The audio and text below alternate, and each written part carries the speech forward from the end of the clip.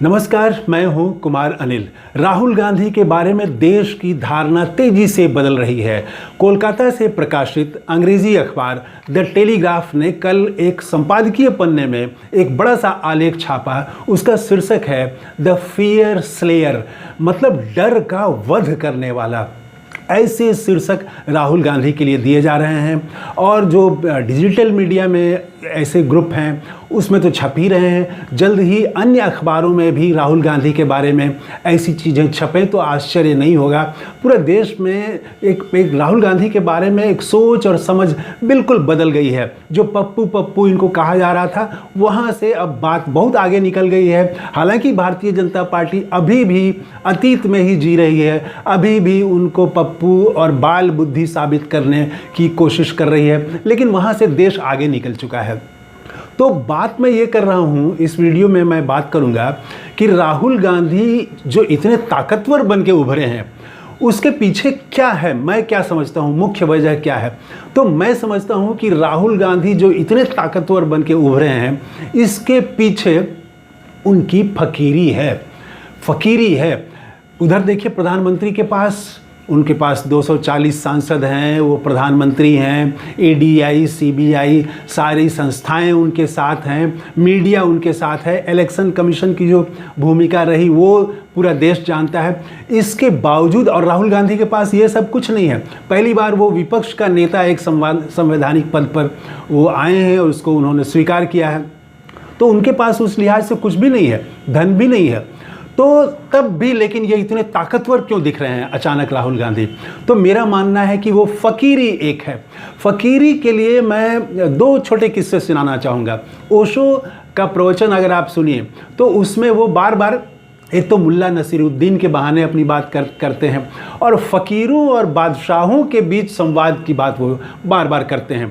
कई किस्से वो सुनाते हैं और हर बार बादशाह को हारना पड़ा है और फ़कीर ही की बात मानी गई, फ़कीर ही भारी पड़ा है बादशाह पर। तो सिकंदर के बारे में एक किस्सा वो सुनाते हैं ओशो कि सिकंदर जब आया, भारत के निकट आया, तो वो यहाँ से, उसको किसी ने कहा था कि वहाँ से एक फ़कीर को लेते आना। तो यहाँ से उसने पता किया तो मालूम हुआ कि एक फ़कीर है। तो उसने कुछ सैनिकों को भेजा कि उसको कहो हमारे साथ चलने के लिए। वो राज़ी नहीं हुआ। उसके बाद खुद सिकंदर वहाँ पर पहुँचा और सिकंदर ने कहा कि तुम मेरे साथ चलो, तुमको कोई कमी नहीं रहेगी वहाँ। तो उसने कहा कि मुझे यहीं कोई कमी नहीं है, मैं कहीं जाने वाला नहीं हूँ।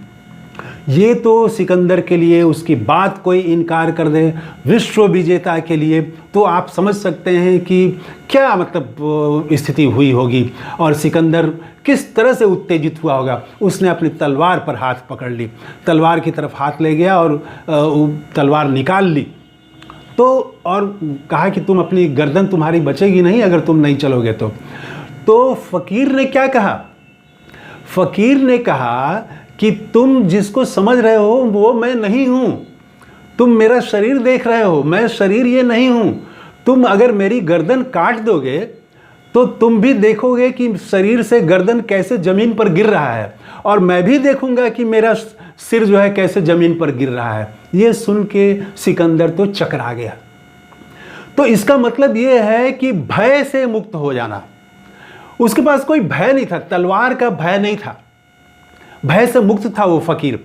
फिर एक दूसरे फ़कीर की भी का किस्सा भी बस कुछ सेकंड में सुना देता हूँ कि एक फ़कीर जो है, वो किसी ने कहा था, उस फ़कीर का नाम भी आता है, वो फ़कीर का नाम है डायोजनीस।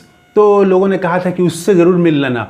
तो वो जब विश्व विजेता बनने के लिए निकला तो उससे मिला, वो फ़कीर से, डायोजनीस से। तो सिकंदर ने से पूछा फ़कीर ने कि आप कहाँ जा रहे हैं? तो उसने कहा कि मैं दुनिया जीतने जा रहा हूँ, फलाना देश को जीतूंगा। तो कहा उसके बाद? तो उसके बाद फलाना देश को जीतूंगा, उसके बाद फलाना देश को जीतूंगा, तो उसके बाद पूरी दुनिया को जीत लूँगा। तो फिर फ़कीर ने पूछा कि उसके बाद? तो सिकंदर ने कहा कि उसके बाद मैं आराम से रहूँगा। तो फ़कीर ज़ोर से हंसा। वो कहा कि तुम इतना युद्ध लड़के और तब जो है आराम से रहोगे, और मैं तो ऐसे ही आराम से हूँ, मैं तो यहाँ नदी किनारे ऐसे ही पड़ा हुआ हूँ पेड़ के नीचे, मैं तो बड़े आराम से हूँ। तो इसका मतलब है कि सुख, सुविधा, पद, इसकी लालसा खत्म हो जाना। तो ये राहुल गांधी ने जिस तरह से वो अटैक कर रहे हैं, वो पहले ऐसे नेता हैं देश के, शायद एकमात्र ऐसे नेता हैं जो आरएसएस का नाम लेके आरएसएस पर हमला करते हैं और कहते हैं कि ये देश के लिए खतरनाक विचारधारा है, ये देश को तोड़ते हैं ये लोग, ये हिंदू मुस्लिम के नाम पर तोड़ते हैं। आरएसएस का नाम लेके राहुल गांधी अटैक करते हैं। कॉरपोरेट में वो 2 बड़े कॉरपोरेट घरानों का नाम लेके अटैक करते हैं। कोई दूसरा राजनीतिक नेता इस तरह से हमला नहीं करता है। तो ये भय खत्म हो जाना, जेल का कोई भय नहीं है, आप सांसद ही खत्म हो जाए, लोकसभा सदस्यता चली जाए, इसका कोई भय नहीं है, आवास चला जाए, इसका कोई भय नहीं है, इसका कोई मोह नहीं है। तो भय नहीं है, और पद और कुछ लालसा, स्थान, रुतबा और जो होता है कि मैं बड़ा हूँ, श्रेष्ठता, ये सब चीज़ें जब ख़त्म हो जाती हैं तो आदमी तब वो निर्भय हो जाता है। और इसीलिए तब वो देखिएगा कि वो उनका झुकाव जो है, फ़कीरों का एक झुकाव ये भी होता है कि बादशाह से फ़कीरों की कभी नहीं बनी, तो उनके सबसे ज़्यादा उनके करीब जो रहते हैं वो गरीब, कमज़ोर, पीड़ित लोग, वो मानवता की सेवा करते हैं। वो फ़कीर जो हैं वो गरीब लोगों की मदद करते हैं जहाँ भी रहते हैं। तो राहुल गांधी का आप देखेंगे कि एक तरफ वो डर से मुक्त होते हुए दिख रहे हैं, पद और इसकी कोई लालसा नहीं है, और दूसरी तरफ हाथरस पहुँच जाते हैं, रेलवे में कुलियों के बीच पहुंच जाते हैं, दैनिक जो काम करने वाले मजदूर हैं उनके साथ पहुंच जाते हैं और सीमेंट और गिट्टी मिलाने लगते हैं, खेत मजदूरों के बीच पहुंच जाते हैं। तो वो गरीब के बीच, रेलवे के जो ड्राइवर हैं उनसे वो बात करते हैं। तो गरीब और आम आदमी के बीच जाना, ये राहुल गांधी का ये 2 चीज़ है। और एक महत्वपूर्ण बात मैं चर्चा करना चाहूँगा कि राहुल गांधी ने जो बिंब खड़ा किया, जो प्रतीक के रूप में जो सामने ले आया संसद भवन में, जो फ़ोटो दिखाए, हालांकि वो फ़ोटो शायद हटा दिया गया है कार्रवाई से, लेकिन जो फ़ोटो दिखाए राहुल गांधी ने शिव का, नानक का, ईसा मसीह का, बुद्ध का और महावीर का, इनकी जो तस्वीरें दिखाई और इस्लाम की भी बात की उन्होंने, तो आप गौर करेंगे तो इन सब में एक समानता है। समानता यह है कि एक तो सभी पैदल चलने वाले लोग थे, सब खूब पैदल चले हैं। नानक तो अफ़गानिस्तान से आगे तक पैदल चले गए, और बुद्ध भी लगातार पैदल चलते रहे, महावीर भी घूम घूम के शिक्षा देते रहे। तो ये सब लोग पैदल चल के जनता के बीच जाते रहे। तो इन सब के बीच एक इस सबसे बड़ा जो कॉमन चीज़ है, आप देखेंगे कि ये आम लोगों के लिए समर्पित रहे सभी।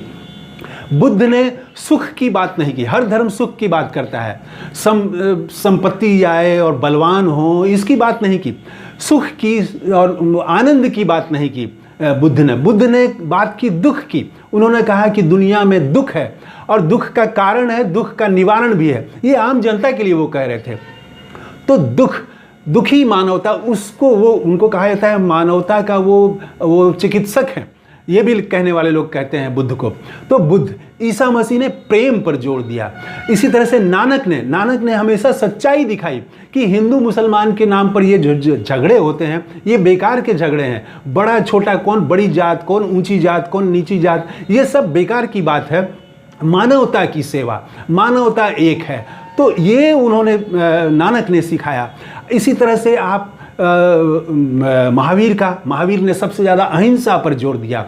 और शिव तो जानते ही हैं कि शिव को स्थापित करना, शिव को मनाना, शिव की पूजा करना, ये सबसे आसान है। वो उनके लिए कोई मिठाई की ज़रूरत नहीं है, बस एक लोटा पानी हो और बेलपत्र हो तो आप शिव जी के पास जा सकते हैं और उनसे अपनी बात कर सकते हैं, उनको प्रसन्न कर सकते हैं। तो शिव जो हैं वो भोले हैं, गरीबों के हैं, कमज़ोर लोगों के हैं। वो कमज़ोर लोग के नज़दीक दिखते हैं।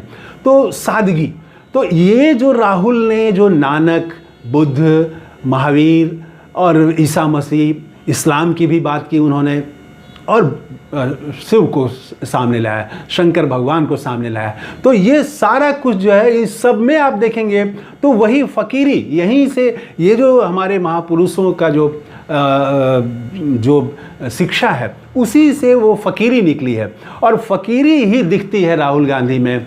और इसीलिए राहुल गांधी आज निर्भय हो के बात कर रहे हैं। और फ़कीरी की ताकत देखिए कि उनके पास कुछ भी नहीं है, वो प्रधानमंत्री नहीं है, ईडी सीबीआई उनके पास नहीं है, उनका कांग्रेस पार्टी का बैंक खाता भी सीज कर दिया जाता है, लेकिन तब भी वो एक बड़े अभियान पर निकल गए हैं और पूरी भारतीय जनता पार्टी, प्रधानमंत्री मोदी तक परेशान हो गए हैं। देश में ऐसा कभी नहीं हुआ जब विपक्ष का नेता बोल रहा हो तो प्रधानमंत्री को 2-2 बार टोकने के लिए खड़ा होना पड़े। उसको इंटरवेंशन नाम दिया जा रहा है कि वो इंटरवेन कर रहे हैं, और जब विपक्ष इंटरवेन करता है तो उसको हंगामा कहा जाता है कि विपक्ष हंगामा कर रहा है।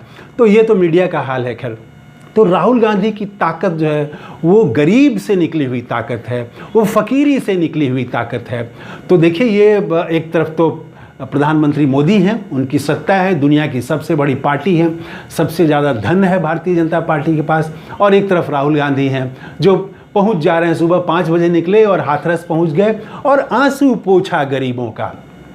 तो ये आंसू पोंछ रहे हैं, मजदूरों से मिल रहे हैं, उनकी समस्या सुन रहे हैं। तो ये जो गरीब, फकीर भी यही करता है, गरीब के आंसू पोंछता है, उसका दुख कम करता है। तो ये राहुल गांधी की ताकत वहीं से आ रही है, हाथरस के गरीबों से ताकत मिल रही है, उनकी दुआओं से ताकत मिल रही है, उनके समर्थन से ताकत मिल रही है। तो ये नया वीडियो है, आपने इस चैनल को सब्सक्राइब नहीं किया है तो ज़रूर सब्सक्राइब कर लें। हो सके तो आप आर्थिक मदद भी करें चैनल में मेंबरशिप वाले कॉलम में जाके। तो थैंक यू, धन्यवाद, जय हिंद।